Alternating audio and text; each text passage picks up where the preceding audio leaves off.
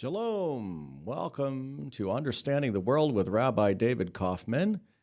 I am joined in the studio today by Mark Finkelstein of the Jewish Federation of Greater Des Moines, and later on in the show, we'll have Deacon Francis Chan joining us as we talk about South Sudan. But first, we'll talk about the world in 5 minutes. It's been a little bit of time since we've been on the show, and a lot has happened. Particularly right now, there is a major crisis ongoing in the new nation of South Sudan, and the Des Moines South Sudanese community, along with some of the Sudanese and from Nuba and Darfur, have been working together here to try to figure out how we can help end, or if we can help to end the ongoing crisis there. The situation began basically as a political struggle between President Salva Kiir and his former Vice President Riek Machar, it has escalated into a much larger conflict that now threatens to turn into civil war. And we will talk a little bit more about that with Deacon Francis Chan shortly coming up here as the show itself begins. In addition to that, there's the ongoing peace process. Secretary of State John Kerry has been traveling all around the world, has been trying to mediate between the Palestinians and the Israelis. Whether or not there's progress ongoing, we really don't know. But what we do know is that there is tension increasing in the region. We've seen rockets coming out of Gaza or mortars fired from Gaza. We've seen increased attempts to disrupt the process with terrorism. We're seeing rumblings from Jordan that they're very concerned that they're being excluded from the process right now, because Jordan not only has to be concerned over the possibility of a peace process not negotiating anything regarding the 70% of the population of Jordan that is Palestinian, but also there are significant security concerns that Jordan has dealing with the Jordanian-Israel border, and all of those things need to be addressed as the process moves forward. We also have the fact that this wonderful agreement concerning the Iranian nuclear program that was signed in Geneva really amounts to a let's agree to talk about it, and the agreement itself doesn't exist. We're looking at a situation right now where, to be perfectly honest, nothing has actually happened to slow down in any way Iran's nuclear program. And the situation today is the same as the situation before the agreement was signed, except worse, because Iran has increased its ability. It's gone further in its research and development, and nothing in any way has happened to slow it down. So all the promises of advancement on that front have not happened to this point. Finally, the situation in Syria continues to deteriorate. Ambassador Power just was on Twitter the other day saying basically that while things have improved as far as the chemical weapons, things are still bad, if not even worse, as far as the conventional warfare that's ongoing in Syria. And the world pretty much in the Middle East is not particularly good. There also are refugee protests in Israel that we'll talk a little bit about during the show, with a huge number of Eritrean immigrants, about 50,000 who have come to Israel, along with a couple of thousand Sudanese immigrants to Israel from Darfur and the Nuba Mountains. who basically have sought asylum in Israel, and Israel has, to this point, basically refused to grant them official status in Israel. And all of these things have resulted in protests in the street in Israel, in some cases tens of thousands of people strong, and they are demanding recognition as refugees. And the Israeli government is trying to figure out how to address the fact that the total is 54,000 immigrants. 54,000 immigrants in Israel ends up being similar to 20 million immigrants in the United States. So if you're thinking that 50,000 is not a large number percentage-wise, it's an enormous number. And the Israelis are going to have to figure out how to deal with that. We're going to talk much more about the situation in South Sudan with Deacon Francis Chan and Mark Finkelstein just after this break. From the RE/MAX Real Estate Concept Studios, this is Webcast One Live. I'm Brian Leach, owner and general manager of Service Legends. I brought along a couple of the home comfort heroes. Hi, I'm Tammy Wells. I am Nick Wondershide. I'm administrative manager I'm the senior technician from Service Legends. It seems like every good thing, when you feel it to the bone that it's good, there's a lot of hard work put behind it. I don't think that you can fake it and have it turn out good. You know, if we seem like, okay, that's just weird, it's just a furnace, why would you believe so deeply in a furnace? It's not just that, you know, we want to show the world that you can have good service. Yeah, I mean, it's your home. You know, it's built into our daily trainings, it's built into our culture, that we're gonna do whatever it takes to have each client say they love us, period. That's why we spend all the hours in the training that we do. And if we guarantee it's gonna be a good experience for you, or else it's free, what type of work do you think we're gonna do? There is a guarantee. Temperature selection guarantee, fixed right or it's free guarantee, comfort guarantee, best value guarantee. All of these guarantees hold us accountable to ensuring that we exceed your expectations. And if for whatever reason we'd fail and we can't make it right, we guarantee all of those guarantees with a 100% money back guarantee. I mean, if you don't think that your technician can fix it right, are you gonna say that to a client? No. You don't have to worry about having a technician come to your house. We drug test, background check all of our team members. We put safe people in your home. Each and every one of our service techs, 400 hours a year in training. You tell it the minute they walk in the door. They know what they're doing, they've done their homework, and they actually truly care about what you want. Because at the end of the day, you're the person that makes sure I have a job. They're gonna be listening. They're gonna wanna know what your challenges are. Then they're gonna come and give you options, and you get to choose. If I'm there to help and I make it easy and painless, I did my job right that day. Well, when it comes to your comfort, safety, and your family, you know, you don't necessarily go buy the most expensive, but you get the most bang for your buck. Oh, it's worth it, because there's a lot of people that will find a way to get it to work right now and then leave and then come back, charge you again, and the cycle just repeats itself. So when I'm out there looking at the furnace, I want to find why it failed today. How can we change the part today with something that you're not going to have to worry about? Is it worth changing the part today? I mean, you can put a lot of money into a furnace. I can fix parts all day. There's good job security in that for me. But is it the right thing for you? I get a lot of the phone calls of after the technicians are there. They're just in awe. They're like, wow, you guys are great. I mean, I don't even know what to say. You guys are great. Everything you did was perfect. It was great. Keep going though, I like this. Just give us a try. I'm gonna take all the risk. I've got the time to make this right. I've got the support to make it right. Just check us out. And if you don't see the value in what we do, I mean, fixed right or it's free or 100% money back. enough said. Shalom. Welcome back to Understanding the World with Rabbi David Kaufman. I'm joined in the studio by Mark Finkelstein of the Jewish Federation of Greater Des Moines and also by Deacon Francis Chan from St. Ambrose Church.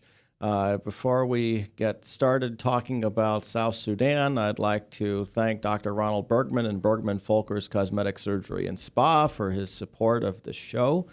Without his support, we wouldn't be able to do what we do. So with that, Deacon Francis, I'd like to welcome you into the studio.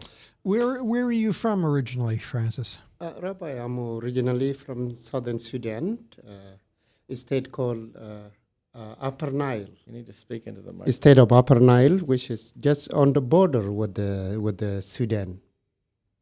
In what city or what village? The city of Malakal, Malakal, okay.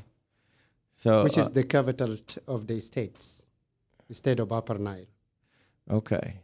And Well, how long have you been in the United States?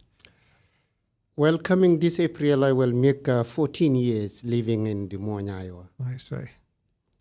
And Francis and Mark and I have worked on a lot of things together over the years, and we started. Well, I guess we started working together in 2003 with the Darfur crisis. Right? You tell us a little about what you do and how we ended up starting to work together. Well, Rabbi, it seems that you have a very strong memory. I couldn't believe that we have been together 13 years since when we started 10 years ago with the crisis which was taking place in Western Sudan, Darfur in particular. And I think at the time that our connection, I believe that it was Dr. Mark, which has brought us together when we feel that it is our human responsibility to show our solidarity with our brother that which the exercise they did, the genocide was exercised on them in Darfur. I will never stop thanking you because if really your conscience was not calling you as a human at the time, you wouldn't reach out to us as by the time we were called Sudanese. Mm-hmm. And of course, maybe there is a different a little bit 2 years back now. So that is the time I could remember starting working together just to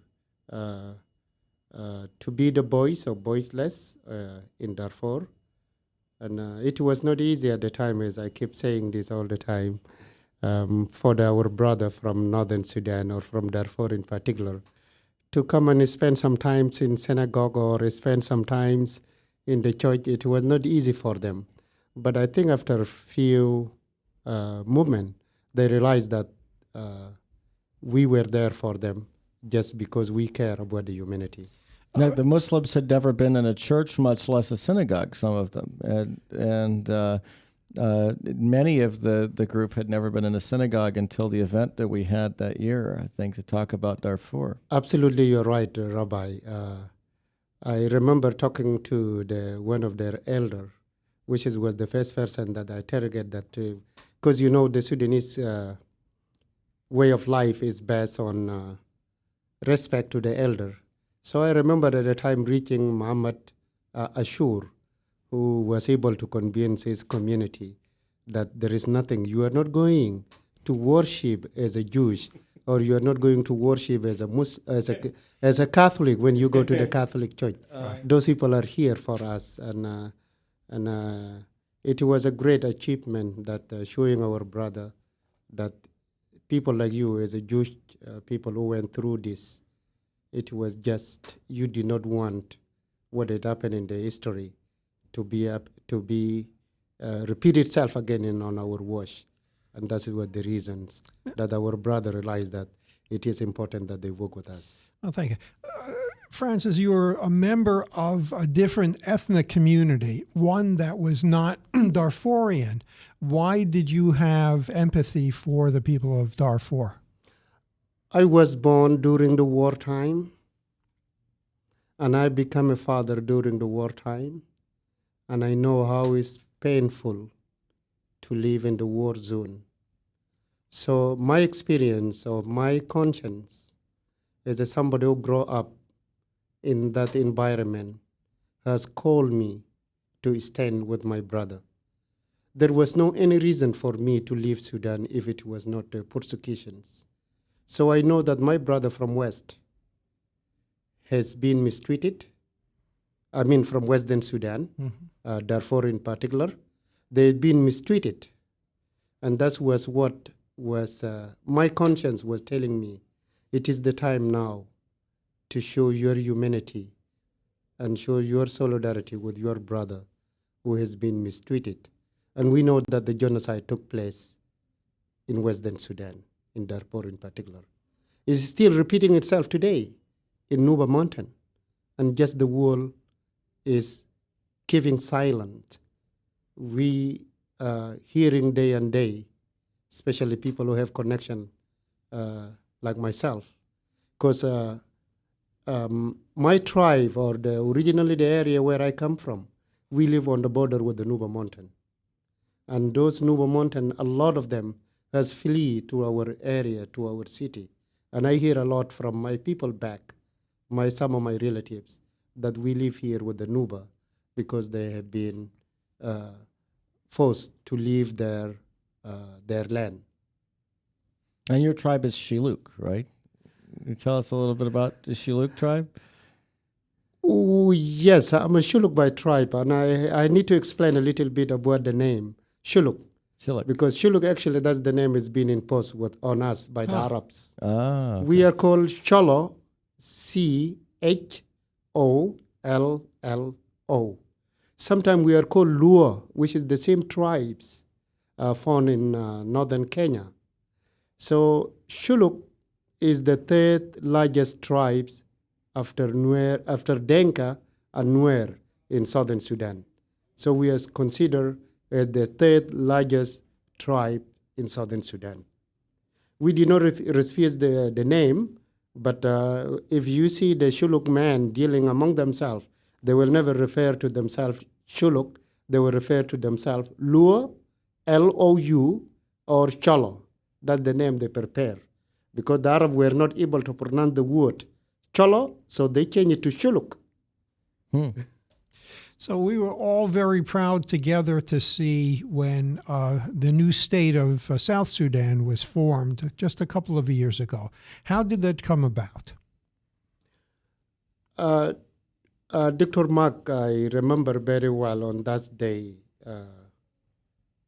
That was on the 9th of January of 2011, when a large number from Des Moines, Iowa, went to the pool in Omaha, Nebraska.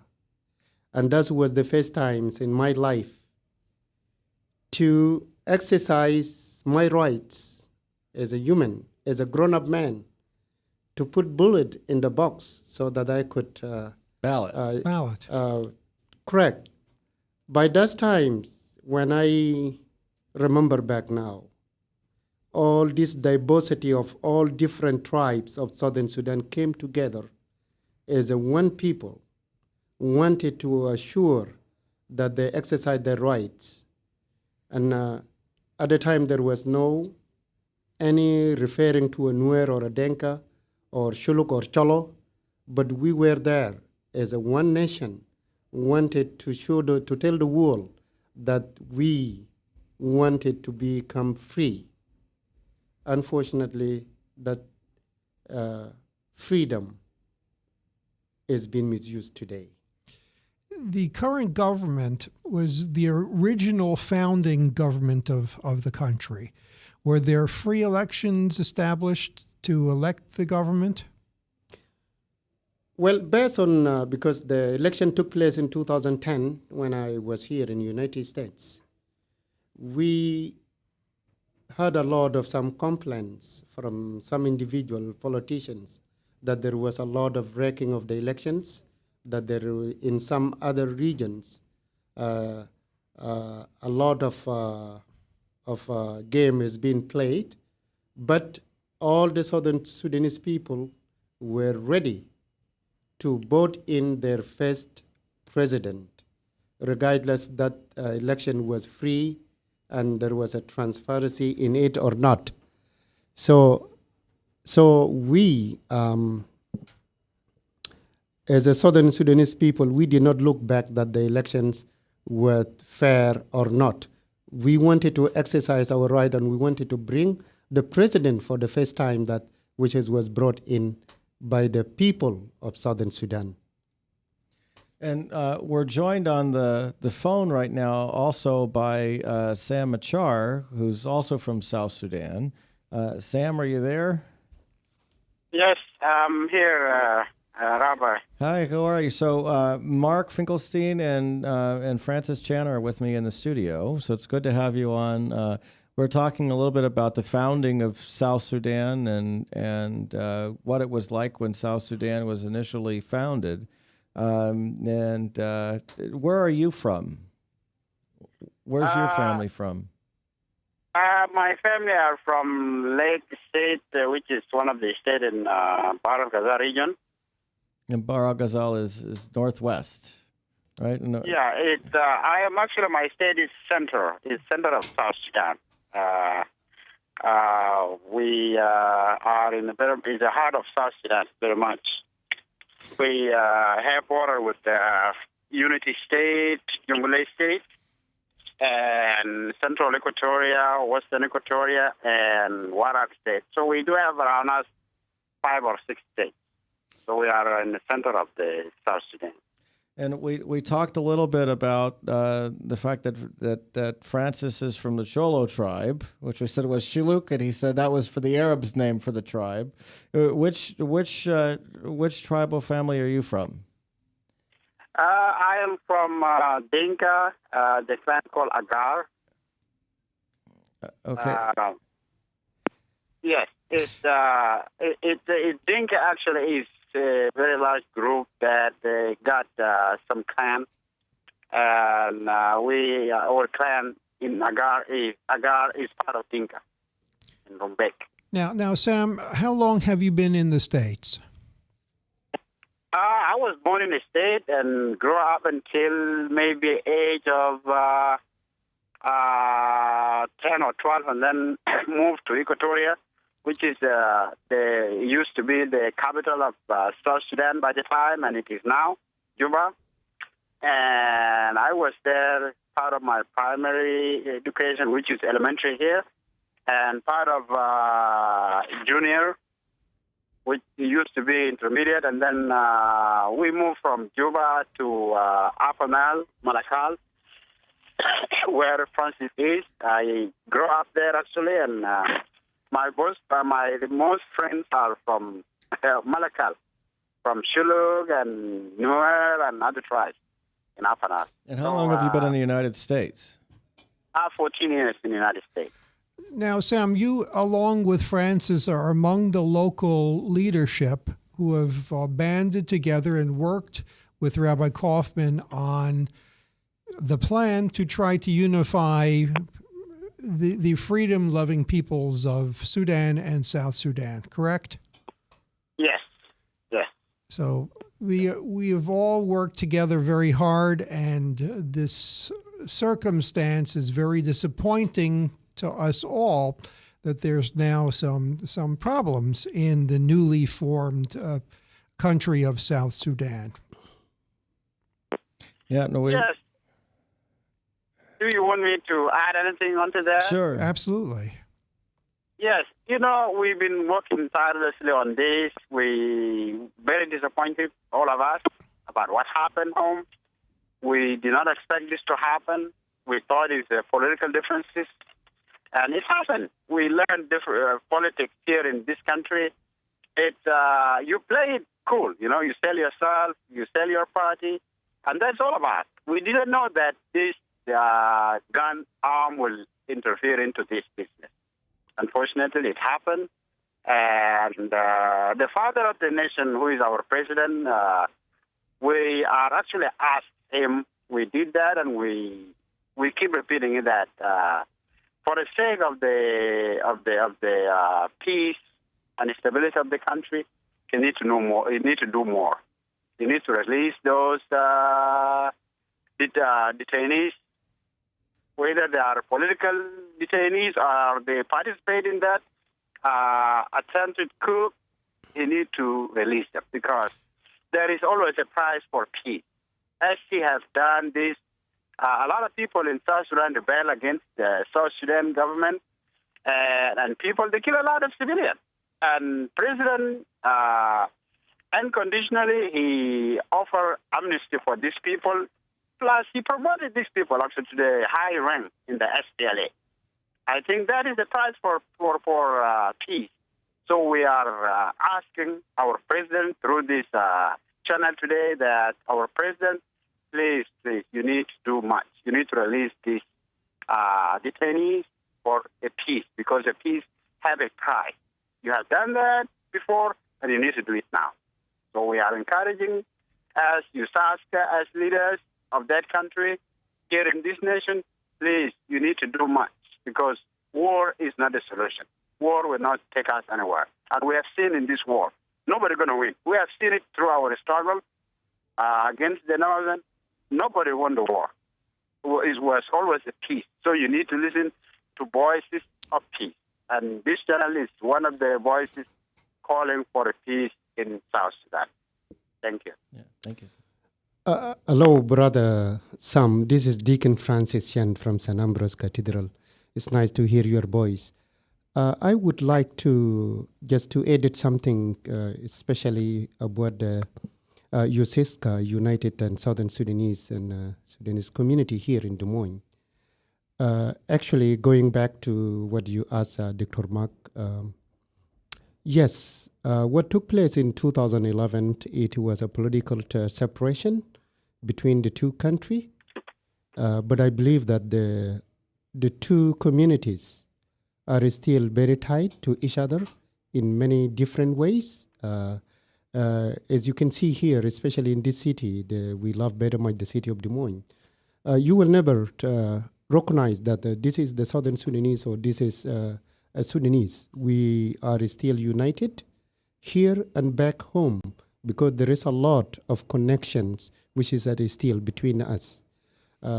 Even when this political separation took place in 2011, there is some large numbers of the Southern Sudanese citizens who are still living in the north, and also there is some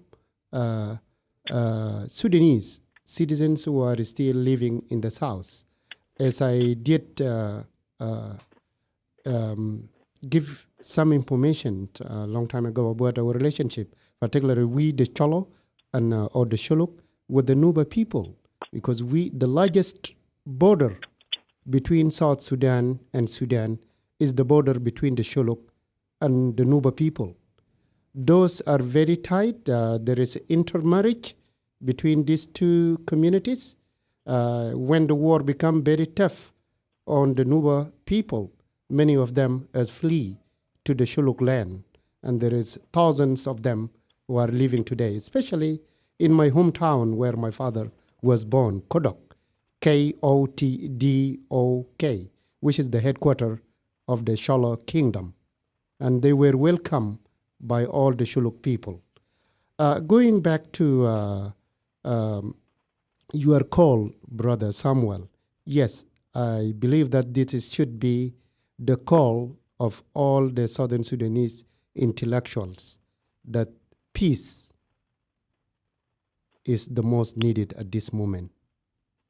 And peace could not come unless the people in the leadership need to put their citizens as their priority and leave behind their political differences or struggle on the power. Our president has done much in the past, but we were so disturbed by what happened on December 15. We are not going to look back on that. We need to unite our voices and call both sides that the ceasefire need to take place as soon as possible.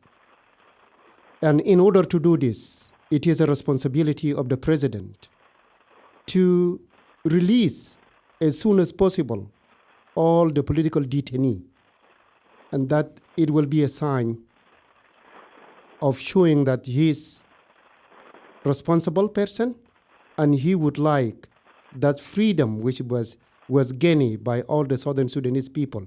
None of any tribes who did vote against the demand that Southern Sudan must become independent in 2011.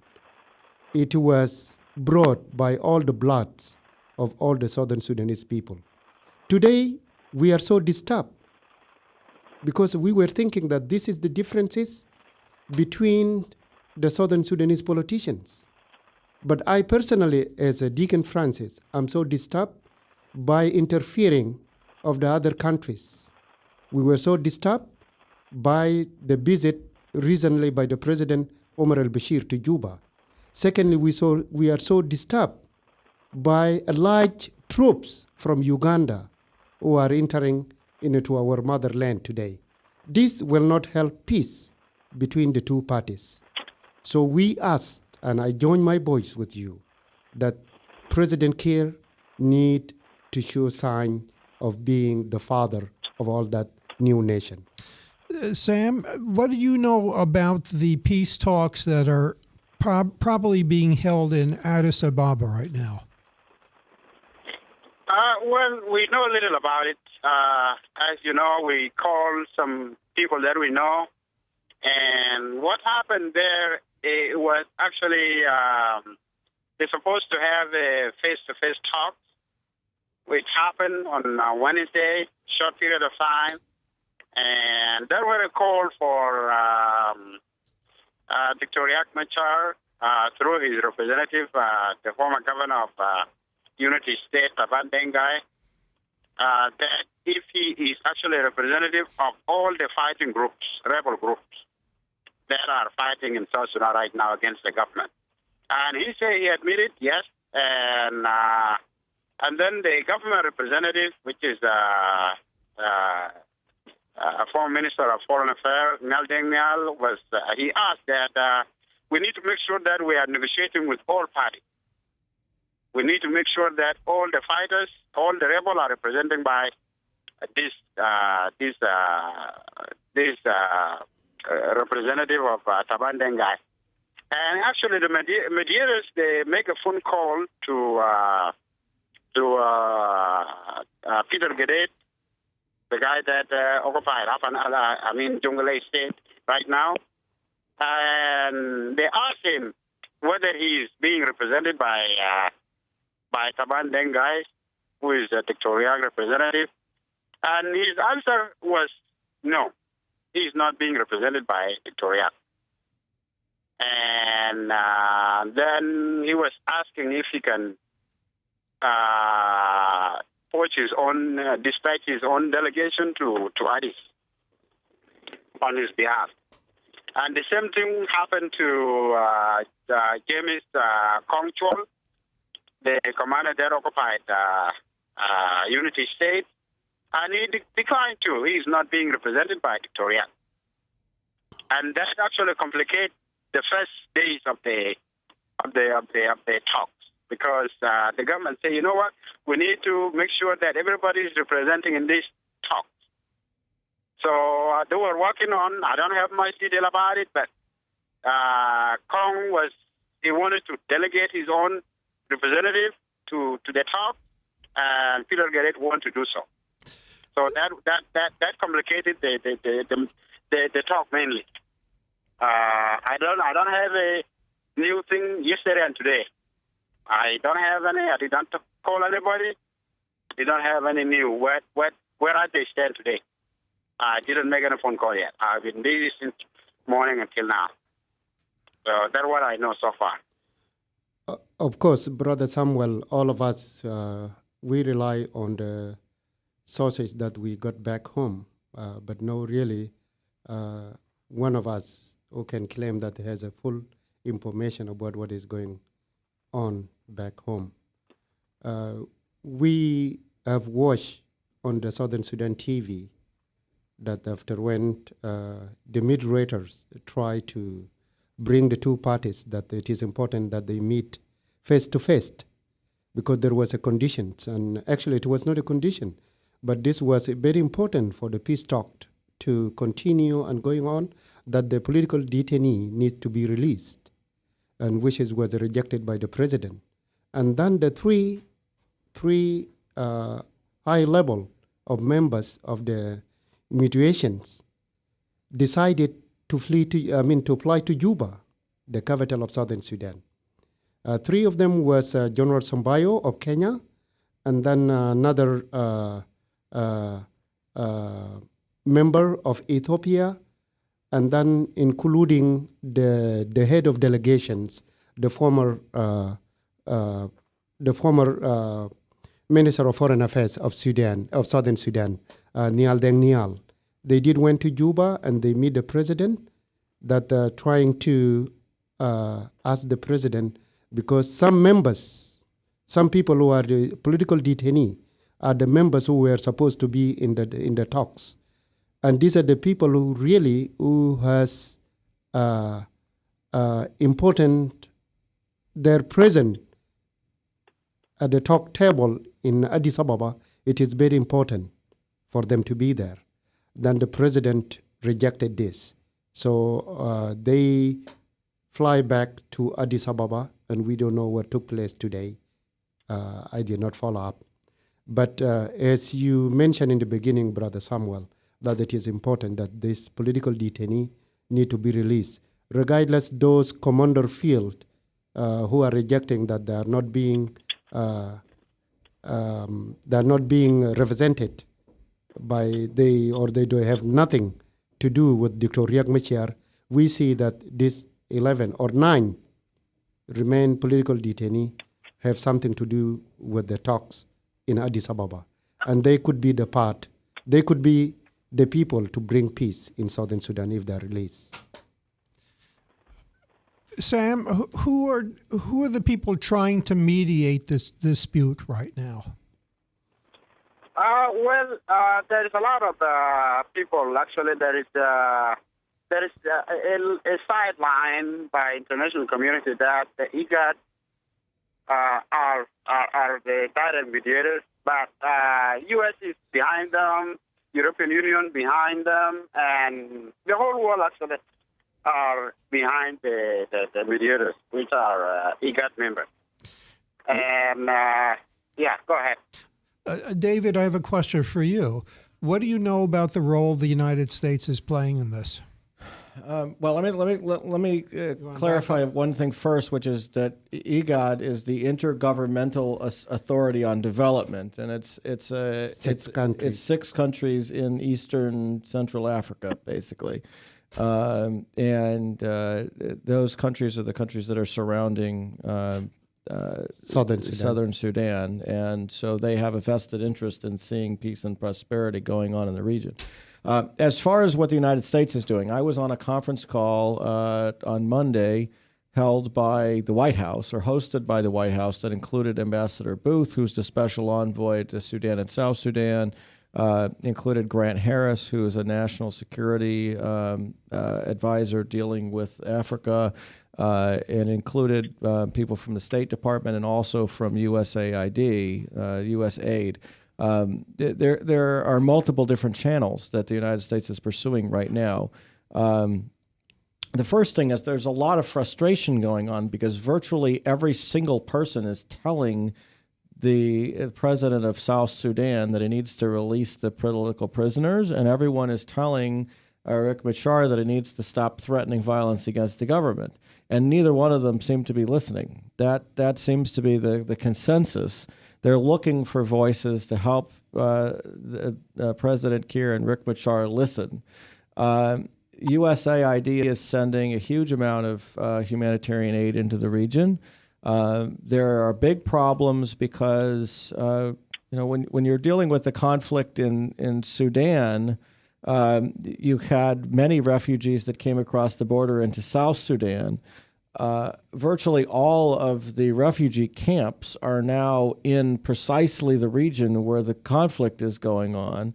And so there are a number of those camps that are threatened by the violence. There are people who are in camps who are now fleeing back across the border to Sudan, into other countries. There's somewhere around 180,000 displaced people from what I just saw on the news update today. Over 1,000 people have been killed. And the United States is trying to figure out how to keep this conflict from escalating further. Most of those people were probably killed just in the first couple of days of this conflict. The initial violence was widespread and severe, and things have tapered off. The question now is how to get everybody to step back from the cliff and to try to work together to prevent there from being a civil war, which is a much worse scenario than we currently in. You're talking about a country with about 10 million people that has been traditionally heavily militarized. It would be very easy for there to be a lot of soldiers on both sides.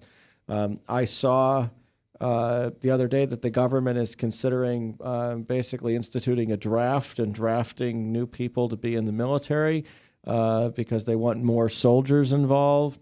And one of the big concerns here is, to a certain extent, this is a conflict between the Nuer and the Dinka, and some of the other tribes are saying, "Why are you destroying the country in this conflict between two tribes?"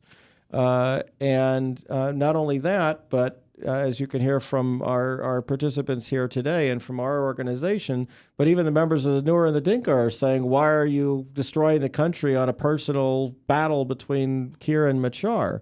So as long as we can get people to back off, and this is really what the United States goal is to try to get them to back off and get to the point where this is once again a discussion of how the SPLM is being run, rather than a discussion of battling it out on the battlefield for control of the country. Because if it goes that direction, you're going to be dealing with tens of thousands of people killed, and you're going to be dealing with a destroyed country for a long period of time.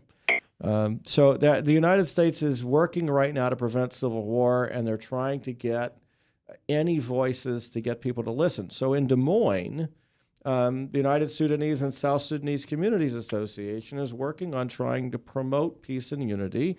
We held a vigil a couple of weekends ago that was well attended. I would have liked to see a lot more people, but when I talked to my friends around the country who are involved in advocacy for peace in Sudan and South Sudan, they didn't have anything close to that in their community. So I feel better about what we can do here.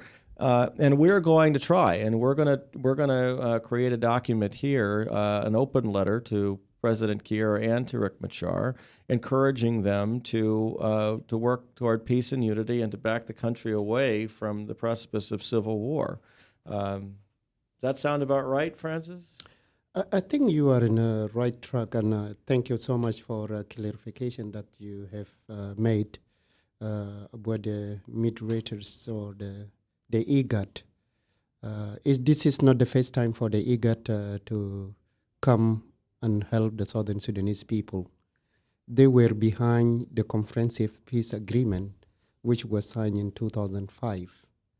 And this is the countries that could be affected by the civil war if these conflicts now turn to civil war in Southern Sudan. Of course, as we talk today, there is a large number of the Southern Sudanese already who has fled to northern Uganda. All these days, I've been contacted by many members of some of my relatives calling from Arua, which is northern Uganda, from Gulu and from Kampala, and then from Kobiko.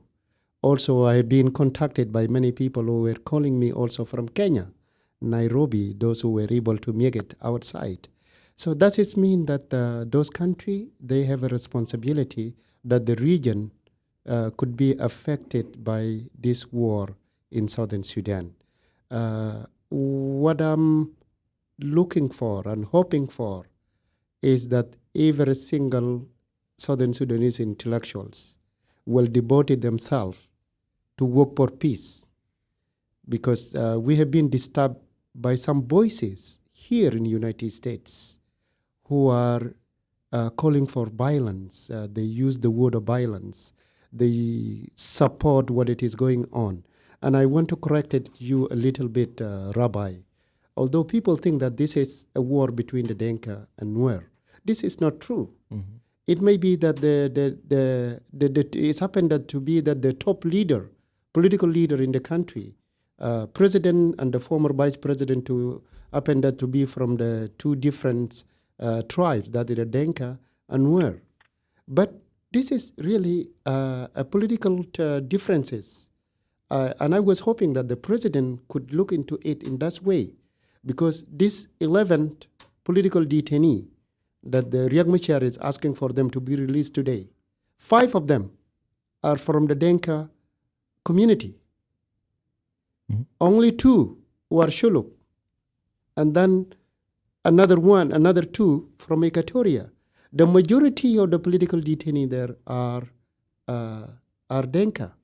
If you look to the delegations of Riek Machar, a good number of them are Denka too. And among them is the son of the former founder of the SPLM, Mobior, Garang de Mobior, who is with the delegation.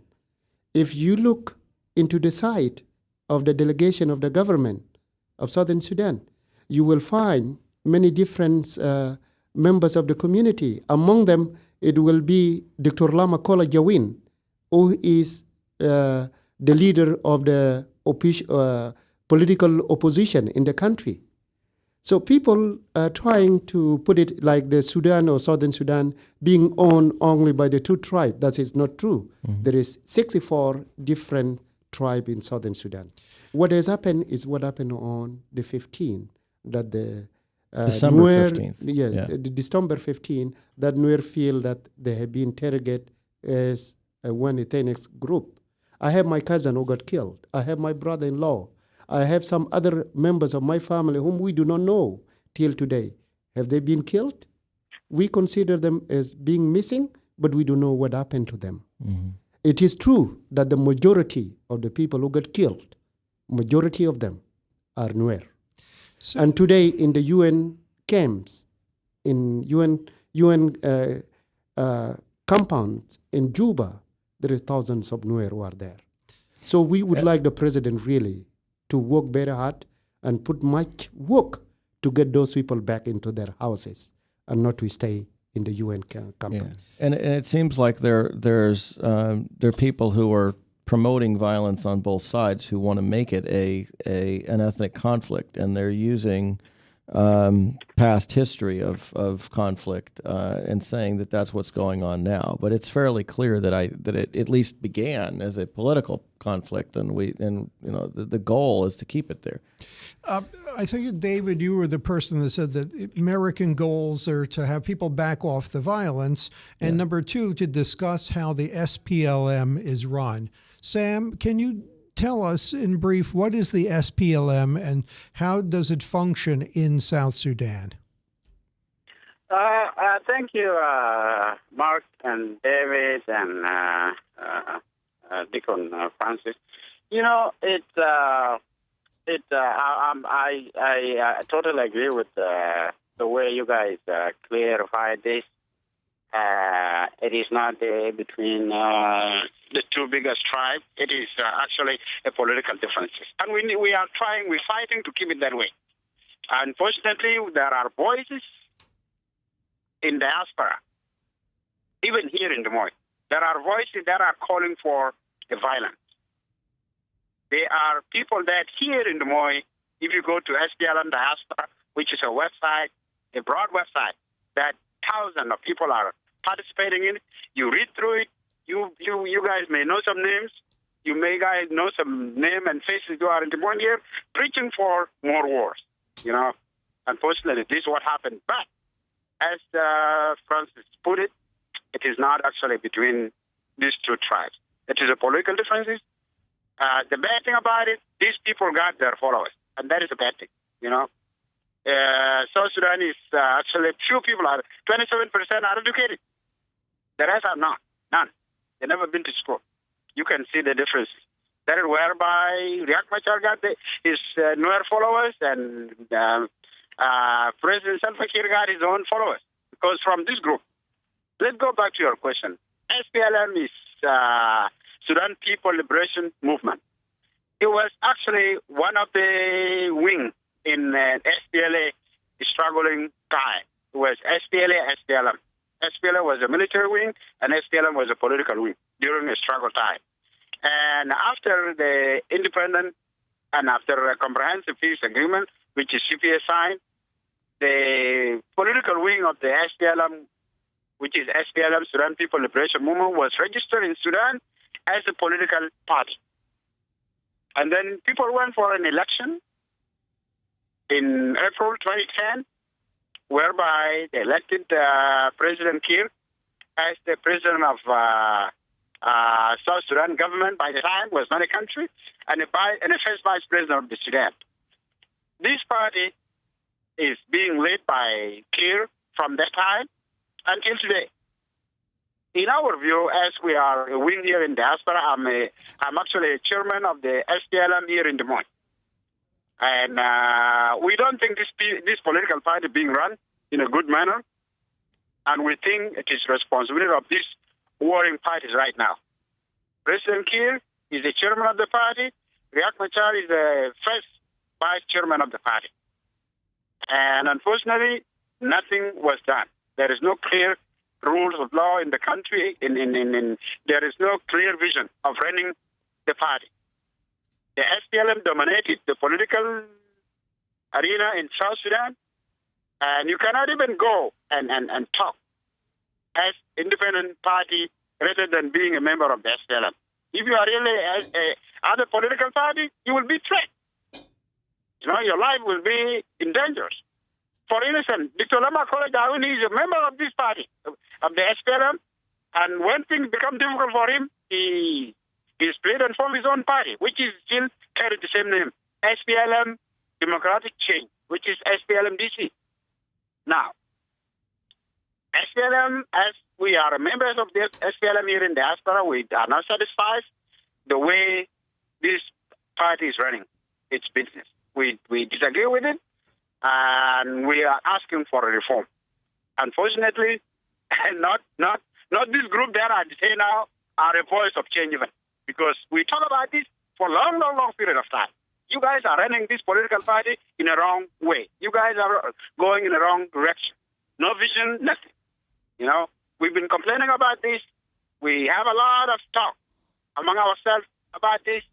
When all of them, you may remember, President Kiir came here. We talked about it a little bit. And Pagana Mom, our Secretary General, was left for us. We had a meeting with him like 4 or 5 hours. We talked about this. The political party, SPLM, is not running the country the way it should be. It's all mess. And when these people came up, they talk about change and all this stuff, we said, no, I don't think you guys are a voice of change in that party. You guys set that party to be yours only. To be President Kiir, when he's gone, then should be somebody after him and all this stuff. That party is a mess in the country. That party led South Sudan to fight themselves in 1983 during the foundation of the movement struggle. And then in 1991, the spirits of this group, Riek Machar and Dr. Lama and all this, they were coming actually from the differences of this party, SPLM. And now, in 2013, it's the same SPLM killing people of South Sudan. So I will take the whole responsibility that our party is responsible for killing its people. Period. That's what I can say. That party is not, there is no clear vision. Nothing. It's not there. So basically, the mess is politically, and it is one party is the one mess up the whole country. Thank you. I think so. Brother Sam, I do agree with you. I'm not a politician, but the situation that, as I mentioned in the beginning, that we were born during the wartime, and then we grow up in the war times, and then we become parents in the wartime, force us sometimes to deal with the politics in other way. I do agree with you with what you just share. I'm sure there was a lot of things, or this war could be avoided if our president was really having a vision, if it is on the party side or as the father of this country, a young country who is only 2 years and a half old. He provoked a lot of many things. If you remember, or could go back a little bit to July 2013. The general secretary of the party was suspended and then later on was forbidden not to leave his house or not to say even a single word to anybody outside, especially the media. Those were the starting point of the situation where we are today. And then come to the time that when he dissolved all his government so that you could get rid of his vice president who ran with him in the elections, Dr. Riek Machar. Again, he came back again and provoked the situation, as we heard from many other different people, that the president did edit a presidential guard from particular area, which is make some other people concerned why the president is doing this. And as the rabbi mentioned that there is a spirit of some recruitment today. If you look to Southern Sudan, in general, in all Africa, it is the largest country who has too much army. It could be around 300,000 soldiers today, troops in Southern Sudan. Why do we need really to edit more troops? We should find a way to develop or just to integrate those troops, those young soldiers who were recruited during the wartime. Give them something to do and not give them the gun. Why the president went ahead and added more presidential guard, which is we heard that that's where the place where the fighting start. Now, I'm not going to look back to that now. The most important, that our president would have a great legacy if he would avoid all this. Now, there is a possibility that all these things could be maintained.